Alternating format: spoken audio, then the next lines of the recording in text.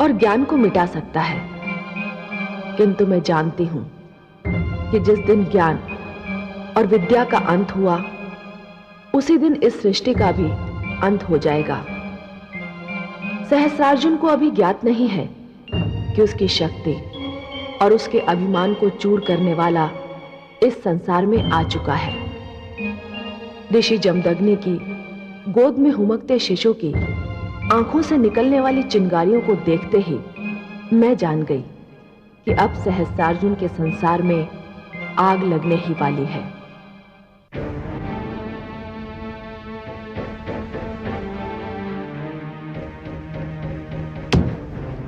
क्या करूं? विवश हूं, नियम नहीं तोड़ सकता। क्या हुआ सर्वेश्वर? किस नियम की बात कर रहे हैं आप? महादेवी, धरती पर मेरा अंश धरती के लिए बनाए गए नियमों से बाध्य है, इसलिए समय से पहले बड़ा नहीं हो सकता। नहीं तो जी में आता है कि उन दुष्टों के सिर काटकर धूल में मिला दूं जो मेरे माता पिता को कष्ट दे रहे हैं। सत्य कहते हैं आप। जो संतान माता पिता के कष्ट पर मौन रह जाए वो अयोग्य और कर्महीन होती है। पर यह आतंक केवल माता पिता के कष्ट तक सीमित नहीं है महादेवी। विद्यार्थियों की शिक्षा की भी हानि हो रही है। सहस्रार्जुन उन्हें एक स्थान पर टिकने ही नहीं देता, तो उनकी शिक्षा पूरी कैसे होगी? महादेवी, ऋषि जमदग्नि रात्रि को भी शिक्षा प्रदान इसलिए कर रहे हैं कि दिन की हानि की पूर्ति होनी है। परंतु ऐसी स्थिति में विद्यार्थियों की मनस्थिति कुछ ऐसी हो जाती है कि उनका पूरा ध्यान शिक्षा पर नहीं रहता। आचार्य भयभीत हैं, शिक्षार्थी आतंकित हैं, और यह सब कुछ देखकर भी मैं कुछ नहीं कर सकता महादेवी, मैं कुछ नहीं कर सकता।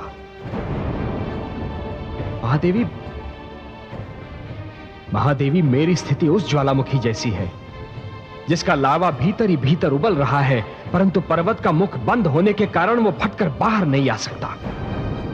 धैर्य रखिए कमल नयन, हम सभी ब्रह्मा के बनाए नियमों से बाध्य हैं। बाध्य हैं।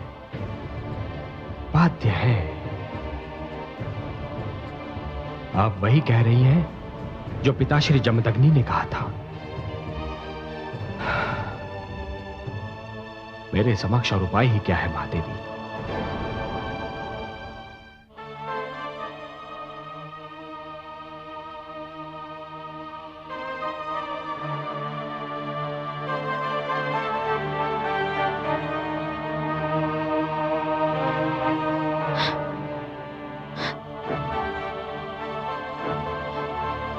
पुत्र राम कहाँ गया? नहीं, स्वामी थक कर सोए हैं, इन्हें जगाना उचित ना होगा। मैं स्वयं देखती हूँ।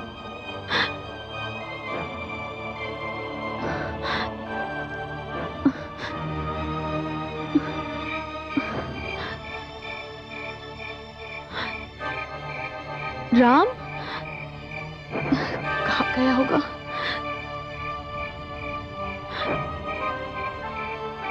राम,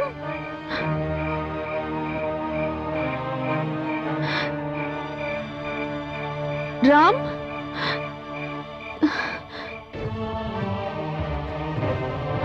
राम, राम,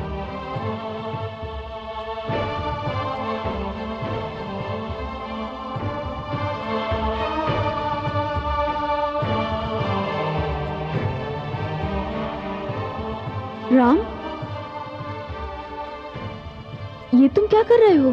सस्ता बना रहा हूँ मैं। किसके लिए? राजा को मारने के लिए।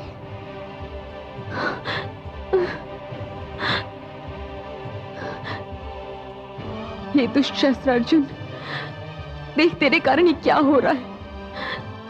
जो बालक मुख से शस्त्र शब्द का उच्चारण नहीं कर पाता था, आज वो शस्त्र बना रहा है। तूने एक बालक से उसका बालपन छीना है। संसार तुझे इस पाप के लिए कभी क्षमा नहीं करेगा।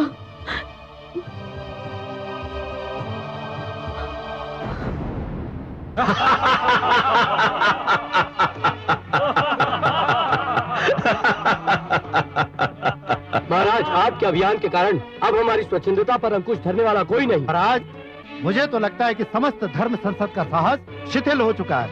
ऋषियों को पता चल चुका है कि वो हमारी शक्ति के समक्ष ठहर नहीं सकते। माहिष्मती नरेश की जय हो। कहिए सेनापति जी, कितने आश्रमों को अग्नि की भेंट चढ़ाकर आ रहे हैं आप? माहिष्मती नरेश के तेज में वृद्धि हो। माहिष्मती क्षेत्र के सभी आश्रमों को जला दिया गया, किंतु क्या? आश्चर्य की बात है महाराज कि एक दिन में हम लोग जितने आश्रम जलाते हैं, दूसरे दिन उससे कहीं अधिक आश्रम धरती पर उभर आते हैं। और ये सब देखकर हमारे सैनिकों का साहस शिथिल पड़ता जा रहा है। महाराज, क्या यह उचित नहीं होगा कि इस अन्याय और सहन शक्ति के खेल को अब बंद कर दिया जाए? सेनापति, यदि तुम हमारे पिताश्री के समय से हमारे सेवक ना रहे होते तो हम तुम्हारे इस दुस्साहस का उत्तर अपनी खड़क से देते। क्या तुम्हारे हृदय में इन दुष्ट ऋषियों के प्रति सहानुभूति उत्पन्न हो रही है? मुझ में इतना साहस नहीं है महाराज। तो फिर तुमने ऐसी बात क्यों की? इसका एक और कारण है महाराज। क्या कारण है?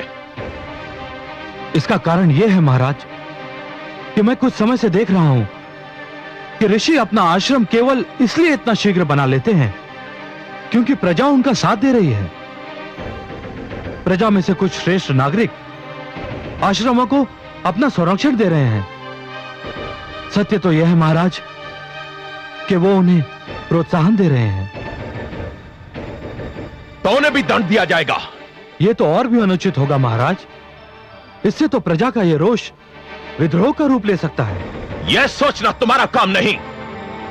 हम प्रजा और उसके विद्रोह से निपटना भली भांति जानते हैं सेनापति। तुम अपना कार्य करते रहो। हमारे क्षेत्र में एक भी आश्रम नहीं पनपना चाहिए। जाओ। जो आज्ञा महाराज।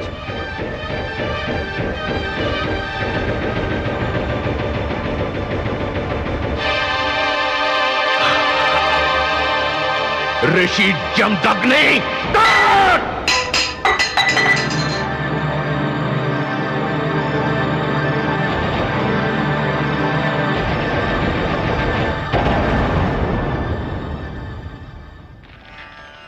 ओम भूर्भुवः स्वः तत्सवितुर्वरेण्यं भर्गो देवस्य धीमहि धियो यो न प्रचोदयात्।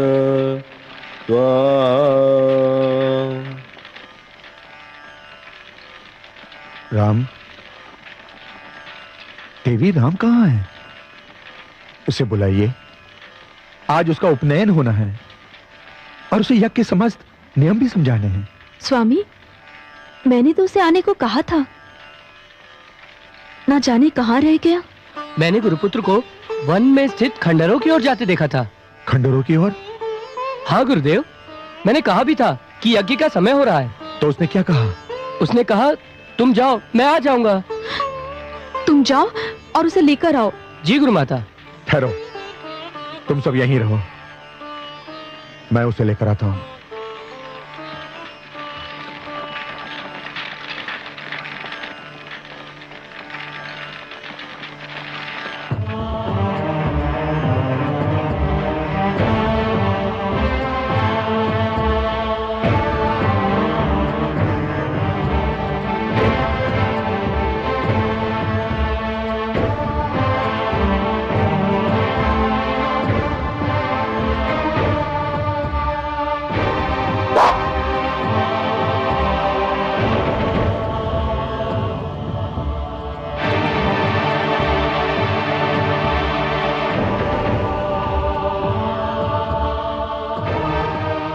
तुम्हारा लक्ष्य बदल गया है पुत्र?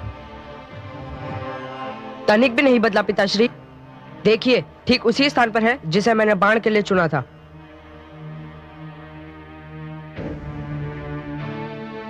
मैं इस लक्ष्य की बात नहीं कर रहा हूं पुत्र, मैं इस लक्ष्य की बात नहीं कर रहा हूं। जो तुम कर रहे हो ना पुत्र, वो हमारे जीवन का लक्ष्य नहीं है। क्यों पिताश्री? इसलिए कि हमारे जीवन का लक्ष्य कुछ और है पुत्र। हम ब्राह्मण हैं, हमारा कर्म ज्ञान देना है, शास्त्रों का प्रचार करना है, अधिक से अधिक शिक्षा ग्रहण करना है और समाज को अधिक से अधिक शिक्षित करना है। क्या हमारा लक्ष्य चुपचाप अत्याचार सहते रहना है? क्या हमारा लक्ष्य ये भी है कि नित दिन हमारे घर और आश्रम फूके जाते रहे और हम पशुओं की भांति एक स्थान से दूसरे स्थान पर हाके जाते रहे? ये हमारी नियति है पुत्र, हमारा भाग्य है। क्षमा करें पिताश्री, कभी कभी हम सब नियति और भाग्य जैसे शब्दों का प्रयोग वहां भी कर बैठते हैं जहां कायरता का शब्द अधिक शोभा देता है। नहीं पुत्र, सहनशीलता कायरता नहीं होती पुत्र। हम जिसे सहनशीलता कह रहे हैं, समय और इतिहास उसे पलायनवाद का नाम देगा, सत्य से भागने की चेष्टा कहकर पुकारेगा। हाँ पिताश्री, यदि अत्याचार का हाथ ना रोका गया, दमन की कलाई ना मरोड़ी गई, तो एक एक करके हमारे सारे आचार्य भी अपने अपने आश्रमों की भांति अग्नि की भेंट चढ़ जाएंगे। जब ज्ञान के भंडारी लूट जाएंगे, उसके भंडारी ही समाप्त हो जाएंगे, तो कहाँ करेंगे हम ज्ञानदान, कहाँ करेंगे शास्त्रों का प्रचार, कौन बचेगा ये सब विचार करने के लिए भी? उस समय पिताश्री किसी को हमारी सहनशीलता का ध्यान नहीं आएगा, इतिहास हम पर कायरता और दुर्बलता के आरोप लगाएगा। क्षमा करें पिताश्री, अभी मुझे शस्त्र सीखने दीजिए, शास्त्र पढ़ने के लिए और बहुत समय शेष है।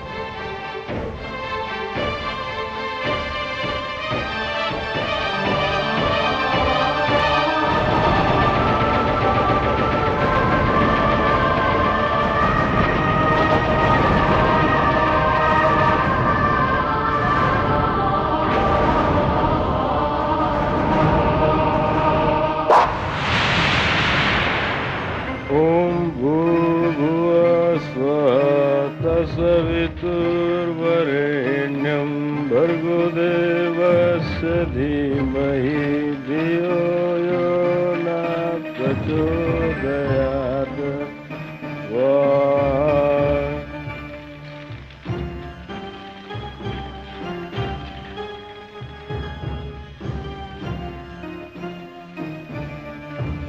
राम, ये फल फूल, ये रक्षाबंधन, ये सब लेकर मेरे पास क्यों आए हो? मुझे आपको अपना गुरु बनाना है पिताश्री। गुरु? मैं तो तुम्हारा जन्म से गुरु हूं पुत्र। आज तक तुम्हें जो शिक्षा मिली है वो किससे मिली है पुत्र? निसंदेह आपसे मिली है पिताश्री, परंतु वो तो शास्त्र विद्या सिखाई थी आपने। अब तक आप शास्त्रीय नियमों की शिक्षा देते रहे हैं। मैं समझा नहीं, तुम और क्या चाहते हो पुत्र? मैं आपसे शस्त्र विद्या सीखना चाहता हूँ। पुत्र, मैं पहले भी तुमसे कह चुका हूं कि मैं तुम्हें शस्त्र विद्या नहीं सिखा सकता। क्या मैं पूछ सकता हूँ कि जब आप समस्त राजाओं और राजपुत्रों को शस्त्र विद्या सिखा सकते हैं, तो अपने ही पुत्र को क्यों नहीं सिखा सकते? राजपुत्र क्षत्रिय होते हैं पुत्र। शस्त्र विद्या की संपूर्ण जानकारी क्षत्रिय धर्म का अंश है, बल्कि स्वयं क्षत्रिय धर्म है। तुम ब्राह्मण हो पुत्र, तुम्हारा कर्म क्षेत्र शास्त्र विद्या है। कर्म क्षेत्र परिवर्तित भी तो हो सकते ना पिताश्री? नहीं, एक ब्राह्मण का कर्म क्षेत्र कभी नहीं बदल सकता पुत्र। क्षमा करें पिताश्री, यदि ऋषि विश्वामित्र क्षत्रिय होकर ब्राह्मण धर्म का पालन कर सकते हैं, आचार्य बन सकते हैं, तो मैं ब्राह्मण होकर क्षत्रिय धर्म क्यों नहीं स्वीकार कर सकता? मैं दूसरों के कर्म का उत्तरदायी नहीं हूं पुत्र, परंतु जहां तक मेरा प्रश्न है, मैं एक भ्रष्ट परंपरा आरंभ करने का अपराध नहीं कर सकता। मैं एक शिक्षक हूं पुत्र, और मैं चाहता हूं कि तुम भी शिक्षक बनो, शिक्षा का प्रचार करो। अपना निर्णय बदल दो पुत्र। मैं निर्णय नहीं बदल सकता पिताश्री, गुरु अवश्य बदल सकता हूँ। क्या? यदि आप गुरु बनना स्वीकार नहीं करेंगे, तो भी मेरा उत्साह कम नहीं होगा। मैं अपने लिए गुरु खोज कर रहूंगा, और वह गुरु मुझे जब और जहां मिलेगा, मैं उसका शिष्य बनना स्वीकार कर लूंगा। क्षमा करें पिताश्री।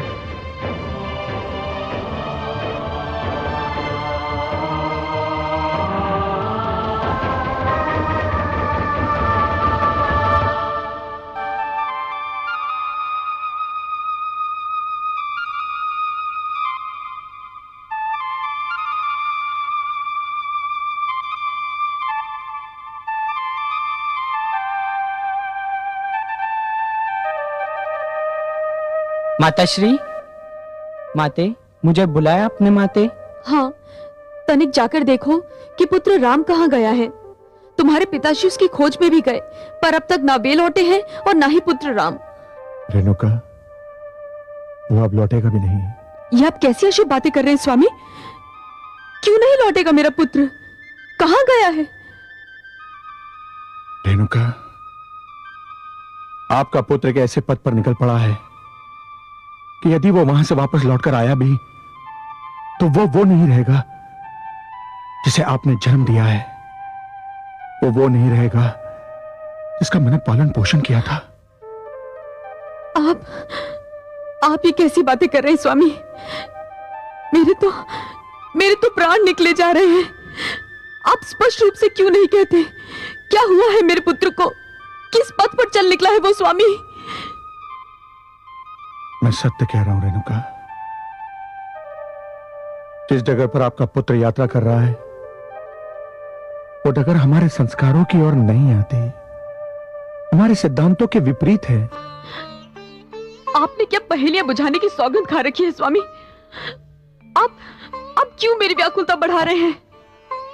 रेणुका, हमारे पुत्र ने ब्राह्मण संस्कार त्याग कर क्षत्रिय संस्कार अपना लिया है। वो शास्त्र को छोड़कर शस्त्र को थाम लिया है। ज्ञान, शिक्षा, विद्या के मार्ग से हटकर वो युद्ध, आक्रमण और रणभूमि के मार्ग की ओर मुड़ गया। रेणुका, ये तो होना ही था स्वामी। क्या होना ही था रेणुका? पुत्र, तुम जाओ। जी माते।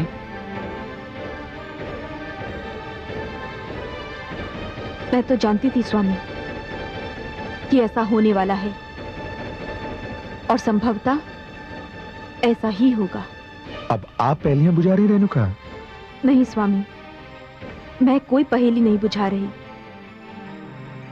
यदि हमारे पुत्र ने ब्राह्मण कर्म त्याग कर क्षत्रिय कर्म अपनाने का निर्णय किया है तो इसके साथ एक पुरानी घटना जुड़ी हुई है।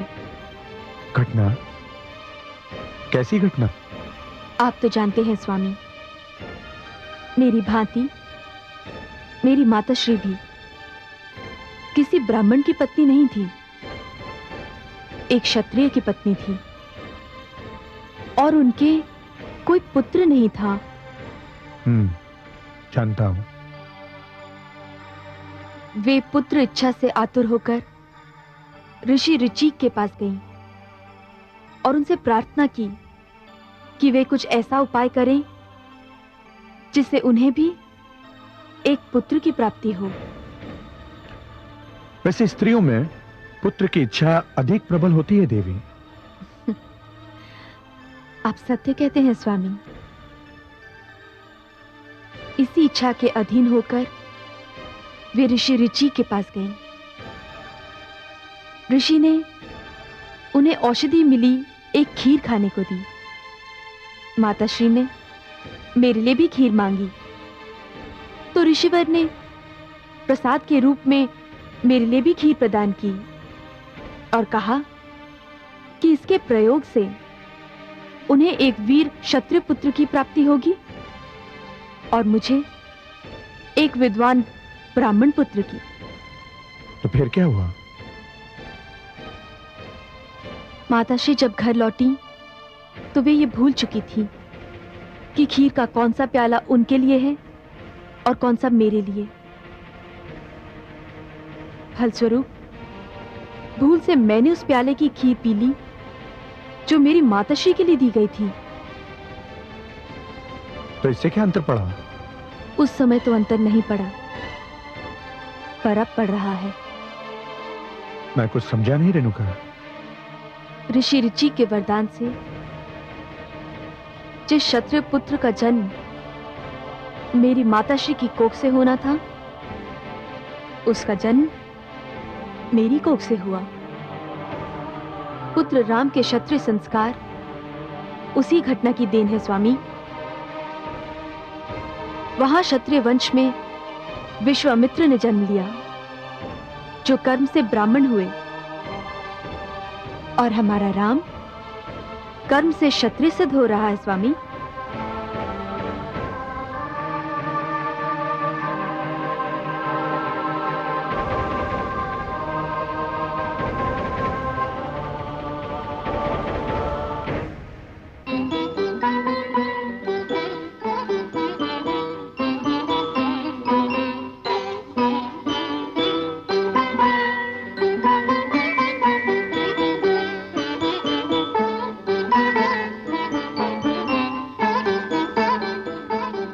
माहिष्मति नरेश की जय हो। प्रणाम महारानी। सेवक आपके आदेशानुसार अपना अभियान संपन्न करके सफल लौट आया है। सेनापति, कितने राज्यों को हमारे अधीन बनाकर लौटे हो? महाराज, आपको यह जानकर प्रसन्नता होगी कि आसपास के 25 क्षेत्र जो कल तक अपने आप को स्वाधीन समझते थे, आज माहिष्मति की अधीनता को अपना गौरव समझ रहे हैं। कुछ अपनी इच्छा अनुसार और कुछ महाराज की बढ़ती हुई शक्ति के भय से। प्रसन्नता तो हुई है सेनापति, परंतु यह प्रसन्नता अभी अधूरी है। हमारे राज्य के चारों ओर 50 क्षेत्र हैं। 25 ने हमारी अधीनता स्वीकार कर ली है, 25 शेष अभी बाकी हैं। तो प्रसन्नता भी तो 50% होगी ना, पूरी कैसे हो सकती है? किंतु स्वामी, शेष 25 राज्य तो हमारे मित्र राज्य हैं। इन राज्यों के नरेश तो हर पग पर आपसे सहयोग करते रहे हैं। नहीं प्रिय, नहीं नहीं, यह तो न्याय होगा कि शत्रु हमारी शक्ति को पहचान ले, उसे समझ ले, और हमारे मित्र हमें शक्तिशाली समझने के स्थान पर हमें अपना मित्र ही समझते रहे। हम यह अनर्थ कैसे कर सकते हैं? तो आप करना क्या चाहते हैं? आप स्वयं देख लेंगी महारानी। सेनापति महाराज, हमारे मित्र राजाओं को कल हमारे समक्ष उपस्थित होने का निमंत्रण दो। जो आज्ञा महाराज।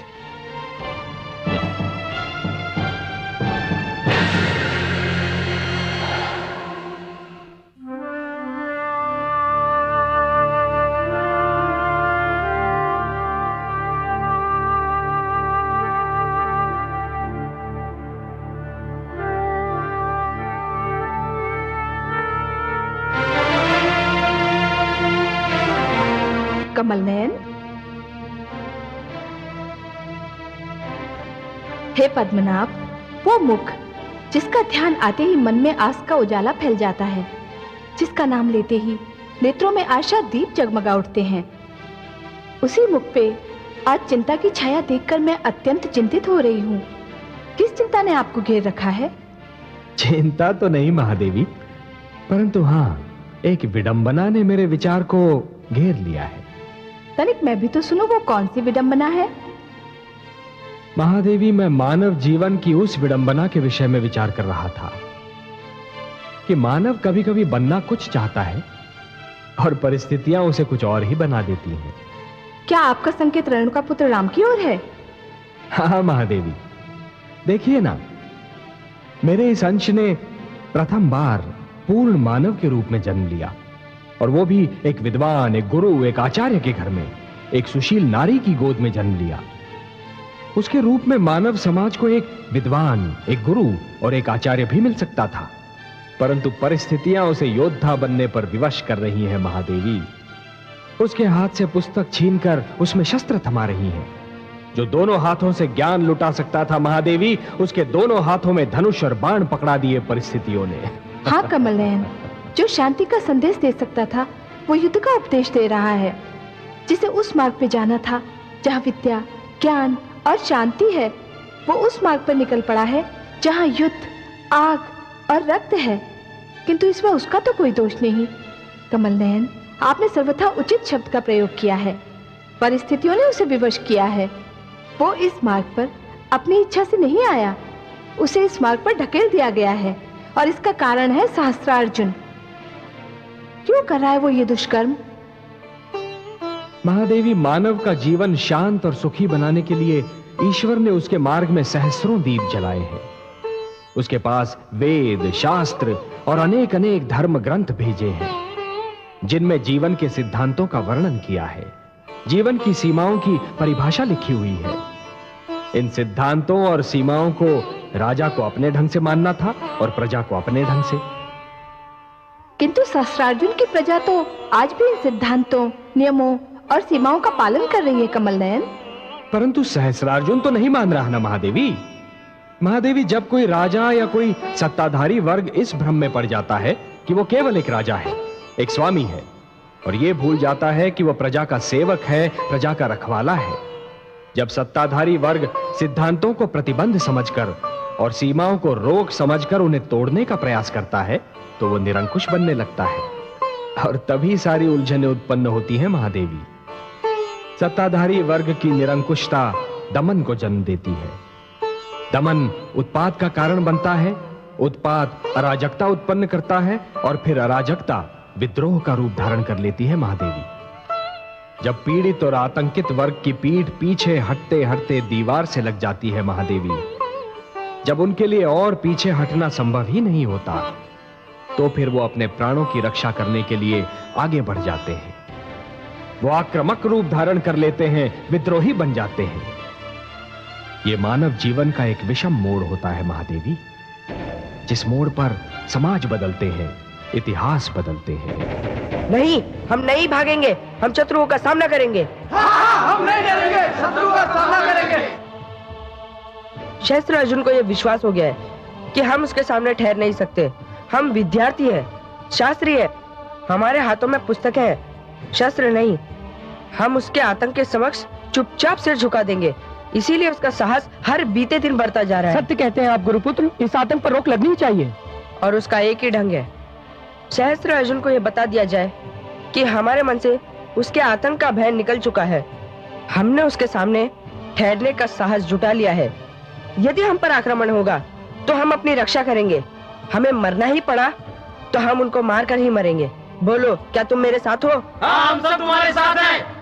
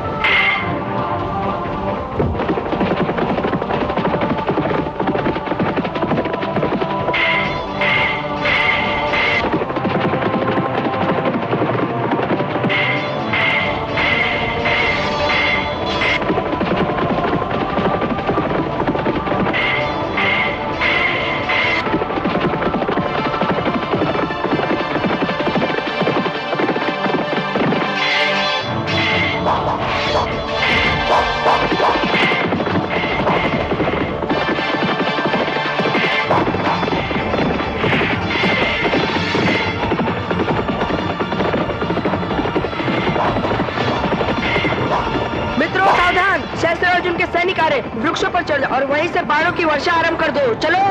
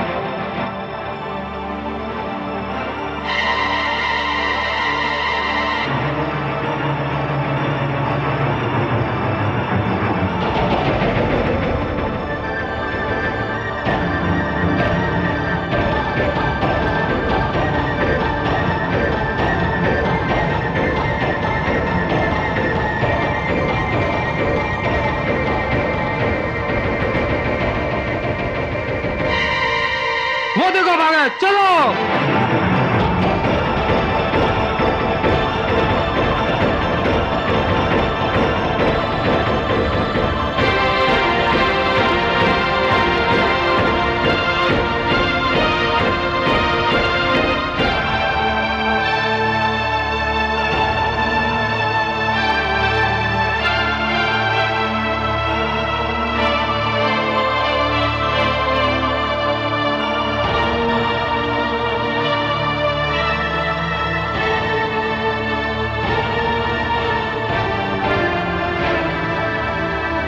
चलो मंदिर में देखते हैं।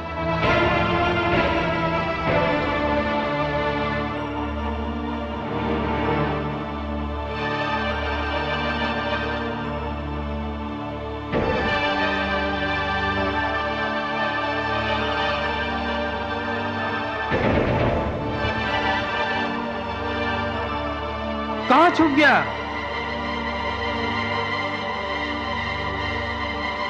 गौरा मूर्ति के पीछे चलो।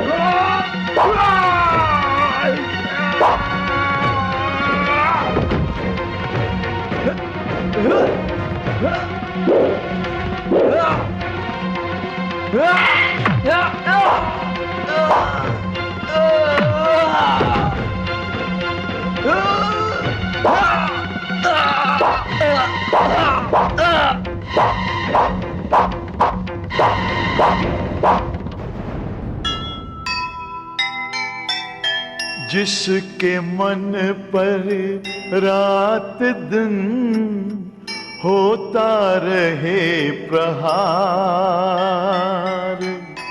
सहन करे चुपचाप वह कब तक अत्याचार। मिल जाए जग में जिसे शिव शंकर की छां, स्वयं वज्र बन जाएगी उस मानव की बाह, उस मानव की बाह। जो सुनेगा ये पुराण पाएगा सुख और ज्ञान, पाएगा सुख और ज्ञान। कर्म को ही धर्म जान, प्रेम की तू छेड़तान, प्रेम की तू छेड़तान। बीते युग बता रहे हैं, बीते युग बता रहे हैं, सत्य पथ पे चल सुजान। विष्णु पुराण